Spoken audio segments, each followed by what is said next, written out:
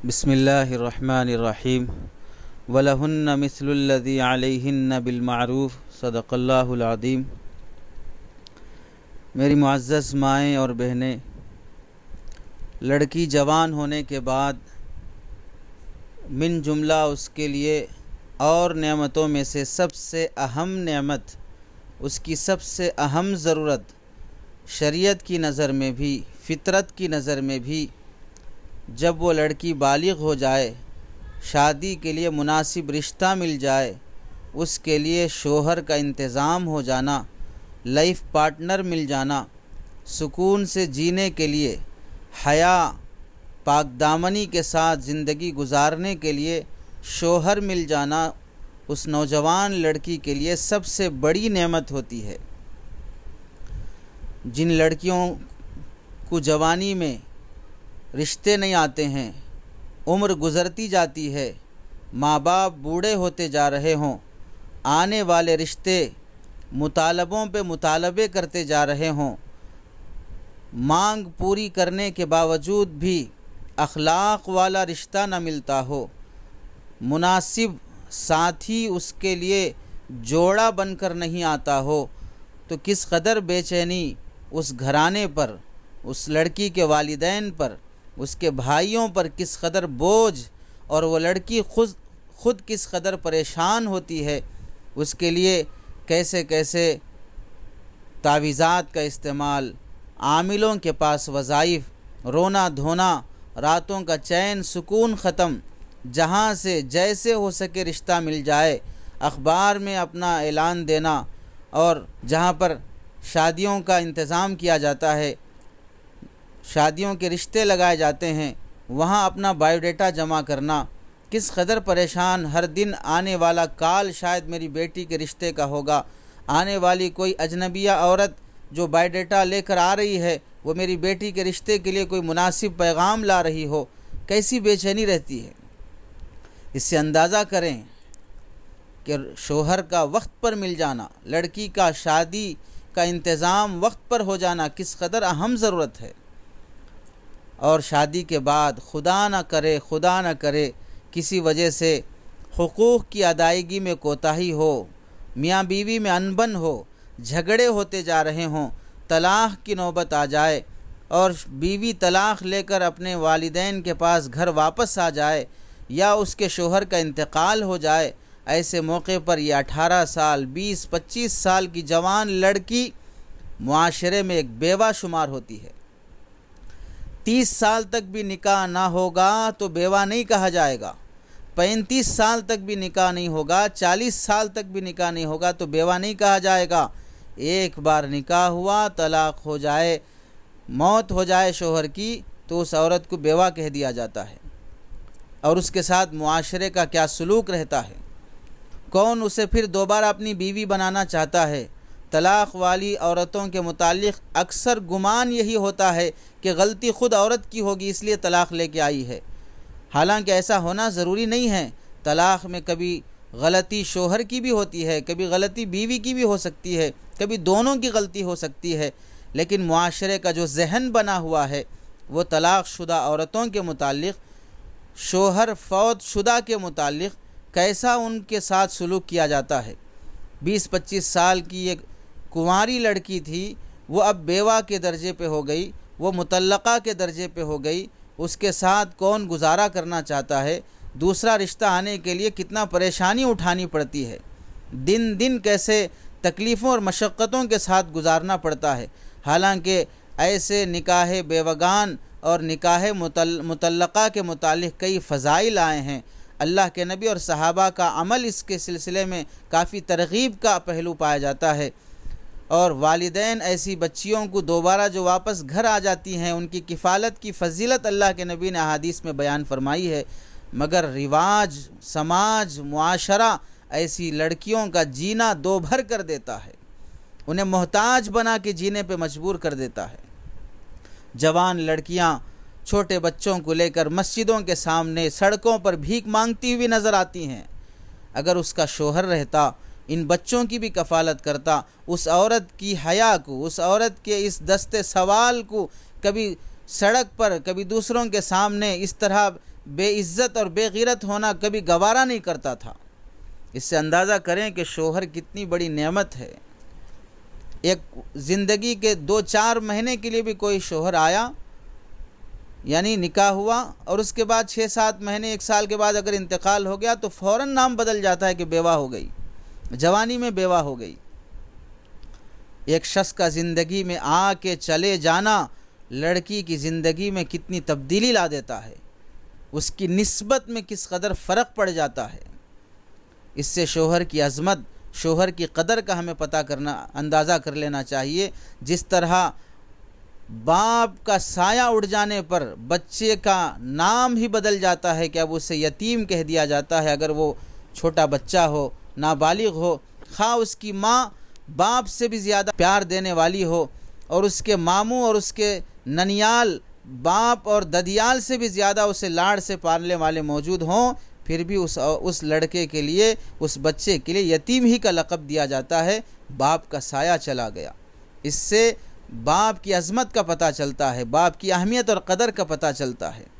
جس طرح باپ زندگی سے اٹھ جائے، اس کا سایہ بچے کی زندگی میں کافی تبدیلی اور کافی اس کی زندگی میں اثر پیدا ہو جاتا ہے، اور کافی اسے معاشرے میں مجبور اور کمزور سمجھا جاتا ہے۔ ایسے ہی جس شوہر کا انتقال ہو جائے، اس عورت کا معاشرے میں کافی سماج کی نظر میں ایک تحقیر، ایک توہین، ایک تذلیل کا سا سلوک کیا جاتا ہے۔ دوسری بات، میدان حشر میں جب اللہ رب العزت لوگوں کے اعمال کا حساب لیں گے، اپنی زندگیوں کا حساب و کتاب دینا پڑے گا، اس موقع پر اللہ تعالیٰ سب سے پہلے جن باتوں کا حساب لیں گے وہ شوہر کے ساتھ جو سلوک ہمارا زندگی میں رہا،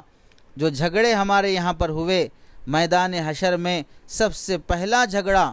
اور سب سے پہلا معاملہ جو نمٹایا جائے گا حساب و کتاب کا، وہ میاں بیوی کو پیش کیا جائے گا۔ سب سے پہلے ان کے آپسی معاملات، ان کے جو جھگڑے، اللہ تعالیٰ اسے نمٹائیں گے۔ اور یاد رکھیں، عام طور سے حقوق کے سلسلے میں جن آیات سے حساب کتاب میں سختی کا پتہ چلتا ہے، ہم زوجین اور میاں بیوی کے بارے میں اس کا اندازہ نہیں کرتے ہیں۔ اس وقت جب میاں بیوی کا معاملہ اللہ کے سامنے پیش ہوگا کہ بیوی نے شوہر کی کتنی نافرمانی کی، شوہر نے کتنا ظلم کیا اپنی بیوی پر، اس صنف نازک پر کیسی دست درازی کی اور کیسی حیوانیت اور درندگی سے پیش آیا، اس وقت زبانوں پر اللہ تعالیٰ مہر لگا دیں گے۔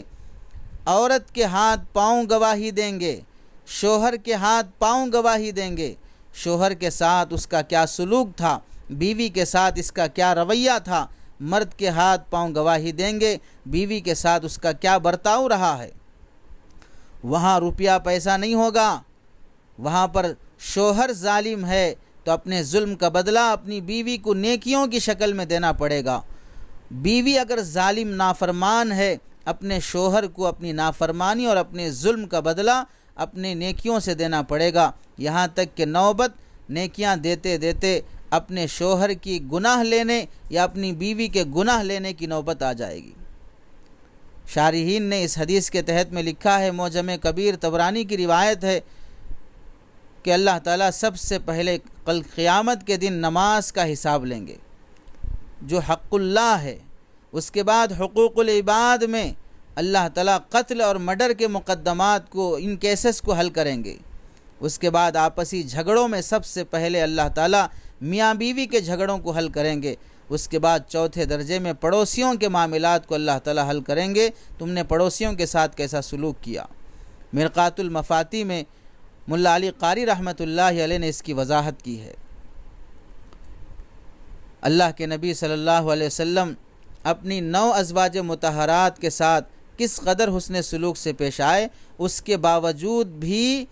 استغفار فرماتے تھے، توبہ فرماتے تھے کہ اللہ مجھ سے جتنا عدل ہو سکتا ہے، جتنا برابری مجھ سے ہو سکتی ہے، میں اس میں کوشش کر رہا ہوں۔ دل میں کسی کی محبت کم، کسی کی زیادہ ہو تو اس سلسلے میں میری پکڑ نہ فرما۔ ایک بیوی ہو تو بھی عدل ہے، 4 بیویاں ہیں تو بھی عدل ہے۔ انصاف، حسن اخلاق، حقوق کی ادائیگی بہر صورت ضروری ہے۔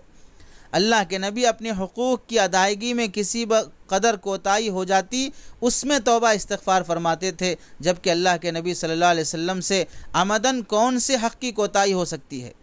ہمیں اندازہ کرنا چاہیے کہ بیوی کے حق میں یا اپنے شوہر کے حق میں جو کوتاہی ہم سے ہو جاتی ہے، کل اللہ کے سامنے ہمیں کیا جواب دینا ہوگا۔ میاں بیوی کی مثال گاڑی کے دو پہیوں کی سی ہے، دونوں کی ساخت برابر ہو، چلنے کی رفتار برابر ہو، سائز برابر ہو، دونوں کی سوچ برابر ہو، دونوں کی فکر برابر ہو، ایک پہیہ چھوٹا، ایک پہیہ بڑا، ایک تیز، ایک سست،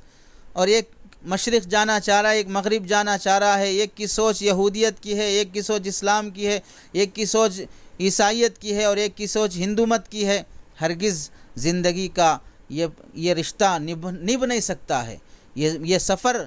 منزل تک نہیں پہنچ سکتا ہے۔ اس گاڑی میں، میاں بیوی کے اس سفر میں، ان پہیوں سے جڑی ہوئی گاڑی میں جو اولاد سوار ہے، ان اولاد کی تربیت اکارت ہو جائے گی۔ وہ اولاد معاشرے کا اچھا فرد ثابت نہیں ہو سکتے ہیں جن اولاد کی تربیت میں ماں باپ کے جھگڑوں کا دخل ہو، ماں باپ کے گالی گلوچ کا دخل ہو، ماں باپ کے حقوق کی ادائیگی کے بجائے ظلم اور ستم مار پیٹ کا دخل ہو۔ جو بچے روزانہ اپنے والد کو اپنی ماں پر ہاتھ اٹھاتا ہوا دیکھتے ہوں، لان تان کرتا ہوا دیکھتے ہوں، یا جس ماں کو اپنے باپ کا کیئر کیے بغیر، اپنے شوہر کا کیئر کیے بغیر آوارہ گھومتا ہوا دیکھتے ہوں، وہ بچے پروان چڑھنے کے بعد معاشرے میں کیا خیر پھیلائیں گے، کیا اخلاق ان سے سیکھے جائیں گے۔ اللہ تعالیٰ نے مرد کو عورتوں پر بھی حقوق رکھے ہیں، عورتوں کے مردوں پر حقوق رکھے ہیں۔ ایک دوسرے کے حقوق کی ادائیگی کی فکر ہوگی تب جا کے گھر سکون سے جیے گا، گھر کا ہر فرد راحت سے رہے گا۔